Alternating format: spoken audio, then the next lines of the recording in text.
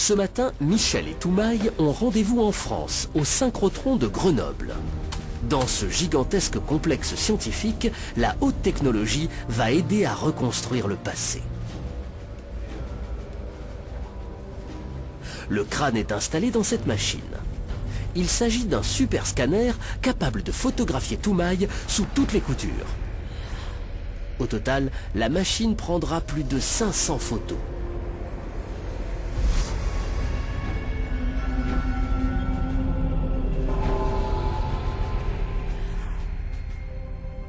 Et voici le résultat. Un puzzle de la boîte crânienne de notre ancêtre. Chaque partie est une petite pièce qui vient s'emboîter précisément dans une autre. Le fossile de Toumaï est unique au monde. De ce fait, il est rare et doit être manipulé le moins possible. Il faut donc réaliser une copie exacte du crâne. Par la même occasion, on redressera légèrement sa tête qui, en 7 millions d'années, s'est un peu déformée. En se servant des photos prises du crâne, un ordinateur va faire passer cette résine de l'état liquide à l'état solide. Dans 24 heures, le double de Toumaï verra le jour.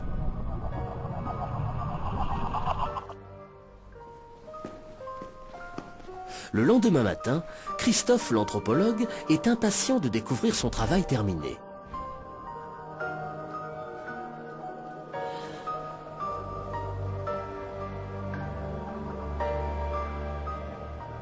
Le clone est parfait, un vrai jumeau.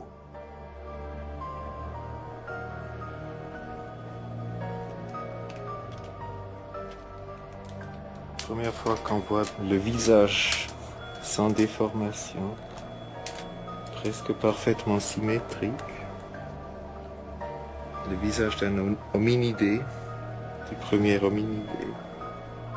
7 millions d'années d'évolution séparent le crâne de Christophe de celui de Toumaï. Mais la ressemblance est frappante. Un crâne, c'est bien. Mais plus concrètement, à quoi pouvait bien ressembler notre ancêtre? Quelle tête avait-il? Pour avancer dans sa reconstitution, Michel a confié le crâne de Toumaï à Elisabeth afin qu'elle lui sculpte un vrai visage. Michel observe et compare la sculpture avec le crâne. Difficile de savoir exactement à quoi ressemblait un visage il y a 7 millions d'années. Mais les connaissances que nous avons de la médecine et de l'anatomie nous permettent aujourd'hui de nous en rapprocher au plus près. Après les muscles et la peau, Elisabeth implante les poils qui recouvraient totalement le corps de notre ancêtre.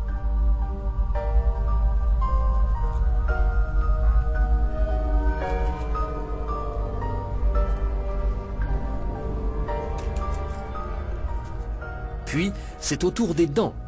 En père attentif, Michel suit la renaissance de Toumaï de près. Le but de l'opération, c'est d'avoir une canine qui soit globalement plus pointue, plus pointue, qui va les faire dépasser des autres un peu. Enfin, les yeux sont mis en place. C'est un silicone thixotrope gélifié.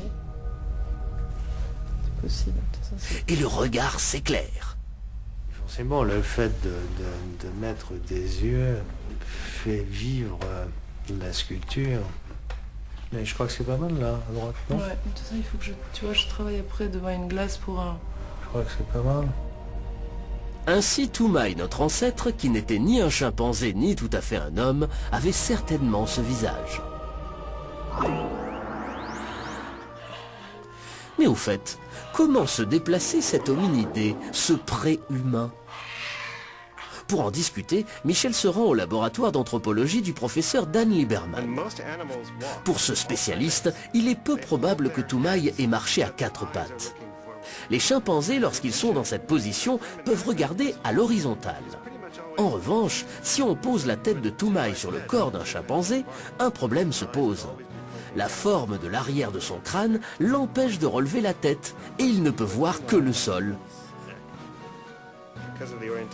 Pour Dan, il n'y a aucun doute, Toumaï était un bipède qui marchait debout comme nous les hommes.